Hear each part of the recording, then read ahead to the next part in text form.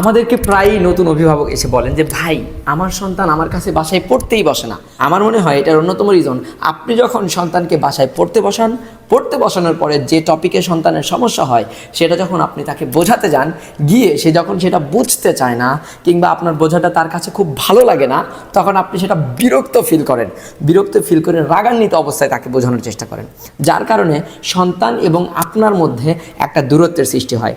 আমার মতে আপনি যে টপিকটা সন্তানকে ভালোভাবে বোঝাতে পারছেন না, উপস্থাপন করতে পারছেন না, আমার মনে হয় সেই টপিকটার জন্য সন্তান যে শিক্ষককে সবচেয়ে বেশি পছন্দ করে, হতে পারে সেটা স্কুলের শিক্ষক, হতে পারে সেটা প্রাইভেটের শিক্ষক, সেই শিক্ষকের সহযোগিতা নেওয়া উচিত।